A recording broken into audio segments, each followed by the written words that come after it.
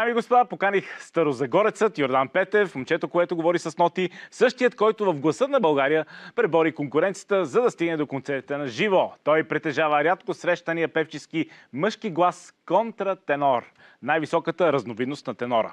Участва в постановката "Класният се жени" и в спектакъла за деца "Макси Мориц". През миналата година той стана лауреат на 7-я оперен конкурс Арт Старс, който се провежда във Варна. Представям ви Йордан Петев.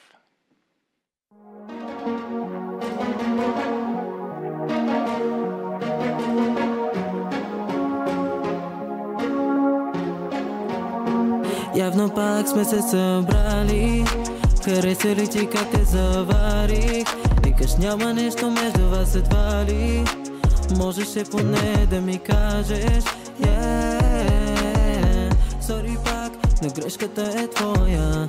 Мислех, че за малко ще си моя. Знам, опасно чаровен, но отвътре оскъден. Мисля как имахме една мъничка, хубава искра, това ли заслужих? С замах да ме счупиш, само като знам на къде поглеждаш пак. Разкъсвам се, усещам как бях твоя бляно в друг свят. Всичко докато съм пожертвал за теб, дето ти сътворих, не е мое оправдание. Да си с мене, помни, ако искаш тръгни, по-добре да не стоиш при мене. Помниш ли как всяка вечер исках да те карам? Ти си притесняваше пък да не окъснявам. Ясно ли ти стана, че го правя? Не да чакам нещо в замяна. Проблемите, които имаш, вече са и мои. Казах ти, че няма никой лошо да ти стори. Радвах се, когато се усмихваш. Да те взема, вярно е, опитах. Мисля как имахме една искрена връзка между нас и бяхме си близки, но сега сме си чужди. Само като знам на къде поглеждаш пак. Разкъсвам се, усещам как бях твоя бляно в друг свят. Всичко докато съм пожертвал за теб, дето ти сътворих, не е мое оправдание. Да си с мене, помни, ако искаш тръгни, по-добре да не стоиш при мене. Мисля как имахме една искрена връзка между нас, това ли заслужих? С замах да ме счупиш, само като знам на къде поглеждаш пак. Разкъсвам се, усещам как бях твоя бляно. Всичко дето съм пожертвал за теб, ти сътворих, не е мое оправдание. Да си се смеле, помни, ако искаш тръгни, по-добре да не стоиш. Всичко дето съм пожертвал за теб, ти сътворих, не е мое оправдание. Да си се смеле, помни, ако искаш тръгни, по-добре да не стоиш при мене.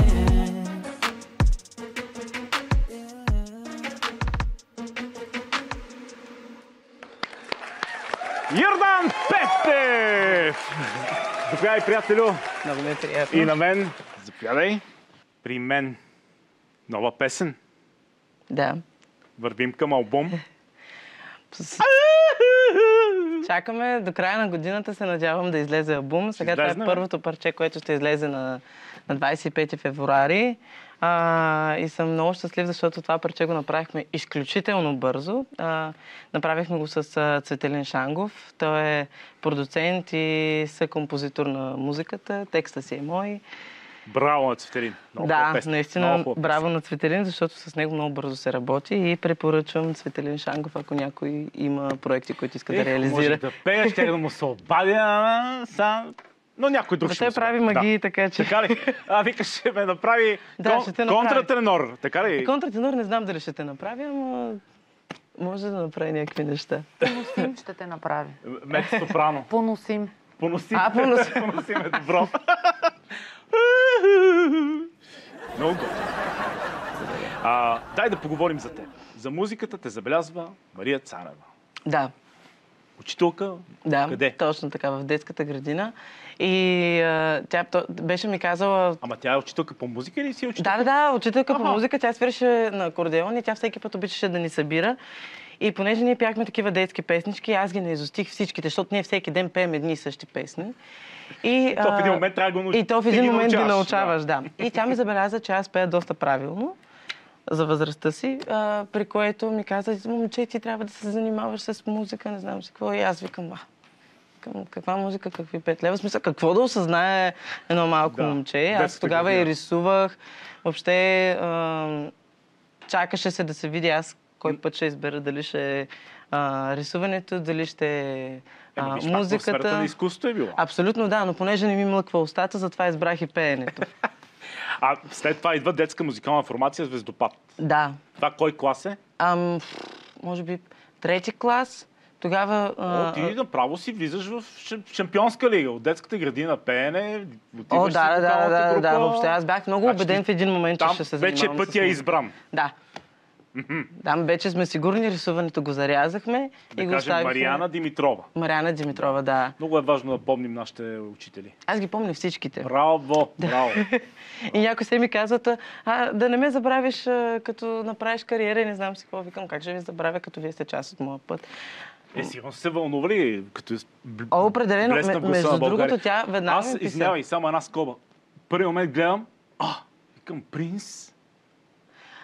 Да, това сравнение доста често го получавам и така ми е доста приятно, защото Принс е доста така значим артист за музиката, не просто да е колоритен, той е много значим за изобщо цялото развитие на музиката. От ранга на Майкъл Джексън. Да. Така, и после викам, леле, този е мега як. Благодаря. Ще му пише да ми гостува, той пък взе, че прие. Да. След това има следваща вокална група. Да, Розов цвят. Реално погледнато там как се случиха нещата, бяхме на един концерт, при което аз видях, понеже в Розов цвят са много силни квартети, много гласно пеене. Ти искаш да си солист? По принцип да, но аз съм доста болен и на тема вокали, да има много. Даже като записахме песента, аз казах на Цецо, Цецо има 4 трака вокали, не се притеснявай, 16 трака по-късно. Да, чу се в песента, че... Да, 16 трака по-късно той ми каза, престани да ме лъжиш, защото влизаме за 2 часа да записваме и ти нямаш такова време, но имам такова време, защото аз като си навия нещо на къла, то става. И така, тогава бяхме на този концерт. На някакъв концерт участвахме всъщност няколко вокални групи от Стара Загора и едната беше Розов цвят. И тогава видях тяхно изпълнение на по-големите. И аз си казах, аз трябва да пея там. Нали? И аз чувствах, че вече при Звездопад няма какво повече да направя и реших просто да пробвам в Розов цвят. Ако не се беше получил, ще да се върна. Нещо такова. Някакви детски мисли. Но то пък взе, че се получи. Тогава се появи Веселин Божков, да не кажа най-важната фигура в живота ми в музиката, защото той всъщност вече постави съвсем различни основи, разви много други мои качества, за които съм много благодарен, защото умело ги използвам и до сега. Кои качества? Като например хармоничен звук, слух. Като хармоничен слух, да. Аз не разбирам, така че каквото и да ми кажеш, ще кажа... За да си запиша тези вокали, така? Аз трябва да имам хармоничен слух и да не се бъркам. Да отличаваш другите всеки различен глас, да. За да не се подвеждаш по тях. Абсолютно, да. И той ми го даде това нещо, като той много обичаше да ни дава такива песни в аранжимент на Кирил Тодоров или на Валерий Костов и разбира се, те са абсолютно извращения за пеене, но обаче звучат адски красиво. И ние се научихме да пеем супер нелогични неща с моя квартет Velvet Soul. Това са едни прекрасни момичета, които много си обичам. Да дойдат на гости. Между другото, биха се съгласили, да. Аз и без това се опитам да ги събера, защото... Ще ги събереме. Да. И с тях, понеже бяхме свикнали да пеем супер сложни неща, и то оттам вече то си остане, то си стана моя втора природа, нали, настрани от солиста Йордан. И аз си го използвам, защото това са някакви карти, които аз мога да играя, които са ми дадени, които мога да използвам в творчеството си. А там нататък вече, нали, то си ми стана и слабост и така. Това е вече неотделима част от изобщо целия ми усет за това каква музика искам аз да правя. Искам да спомена още 2 имена.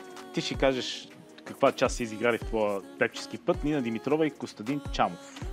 Една страхотна част са изиграли. Между другото, Нина Димитрова е една супер огнена жена. Това е Той си изгаря всичко. Да, това е бесарабска българка, която е страхотна оперна певица. И тя много, тя понеже има този руски акцент, макар че говори български, тя доста време си е в България. И тя беше, мисля, че продължава да е солист в Старозагорската опера и то много успешен солист. Браво. И беше ме забелязала на един конкурс в Стара Загора. И тя много ме убеждаваше много дълго време, нали, в музикалното да ти поставим гласа, имаш много хубав глас, много добри качества за изпълнител. И аз стоя и гледам, викам, тази жена, викам, къде се пръкна, че иска да ми поставя гласа, нали. И в един момент тя ми каза, че преподава в музикалното. А аз умирах да уча в музикалното и си казах, викам, ето, това е човека, който ще ме поведе в музикалното училище. Разбира се, нашите не бяха много съгласни да учат там, защото, нали, музикант къща не храни, аз съм на друго мнение. Да. Сега вече малко по-така почва да имат вяра в мен. Аз мога да ти кажа какво храни кръща, ама ще си го ще кажем. разбуниме духовете, да. Добре. И аз съответно искам да кандидатствам в музикалното, обаче изпускаме изпитите, при което аз решавам, че ще кандидатствам с матурите от 7-ми клас. Обаче тръгвам да уча в природо-математическа паралелка и не е моето. Аз не обичам компютри, не обичам...